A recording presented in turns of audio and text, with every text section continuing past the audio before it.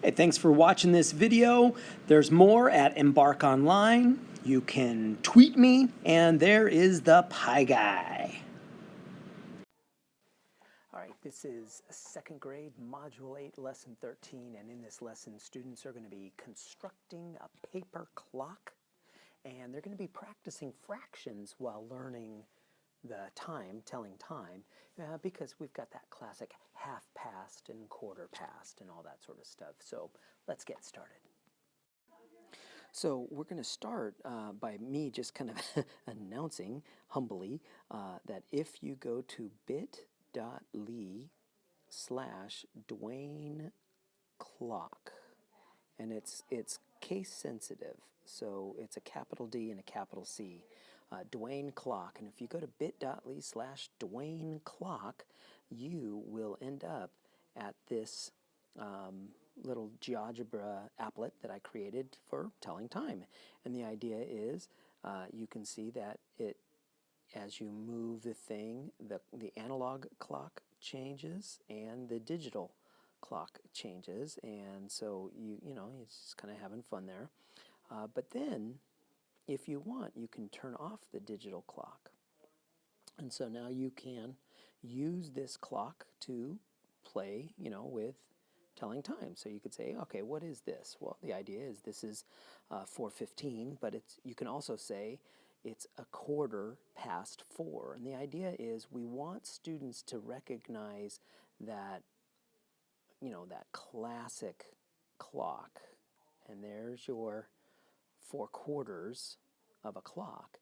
And so we want our students to recognize, oh, that's half past the hour. Now, here's the thing. You can say that's 3 quarters past the hour, or you can say that we are now at a quarter until the new hour, a quarter before the hour, right? So we want to talk about half past and quarter past, or halfway until, or you could say a quarter until. It's a quarter to 4. In this case, it's a quarter to 5, because we have a quarter until we've finally reached that 5 o'clock time right there. So you feel free to use this if you want. And by the way, as you're using this, you can, a lot of ways you can use it. You could set the time to something and then let the kids see if they're right, by simply clicking on that show and hide digital clock kind of feature there. And you can set the time and play. Now you could go the other way if you want. You can hide the clock hands. And in doing that, you can say, let's hide the clock hands, and now you can set the time. You can see the digital time, and then the kids, if they want, they can say, well, what does, I'm going to get that out of the way, and if they, right here, if they want to know, well, let's set the time for 7:51. So 7:51, and the kids might then show the hand and go, oh, I had the 51, but my hour was a little bit off. All right, and you let the kids play.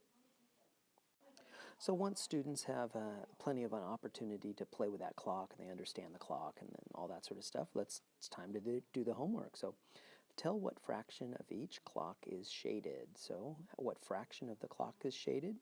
A quarter.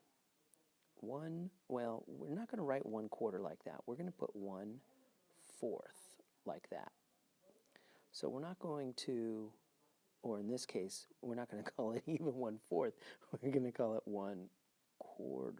And that's the idea, is we want students to be recognizing that equivalency of saying 1/4 versus 1/4, that they're the same. So here, what can we say? Well, we could call this 2 quarters. 2 quarters, but we can also call it 2 quarters. We can also call it 1/2.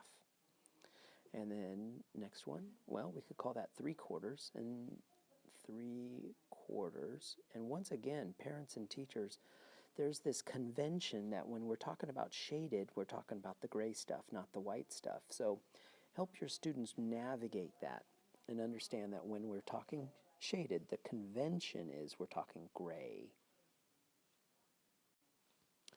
So here, our job is to write the time shown on each clock. And so we can see that it's a quarter until 7 o'clock. It's almost 7 o'clock. It's a quarter to 7, but the way we write that is we're going to write 6:45 because we've got from here to here is 15, here to here is another 15, which makes it 30, and then from here to here is another 15, which makes it 45.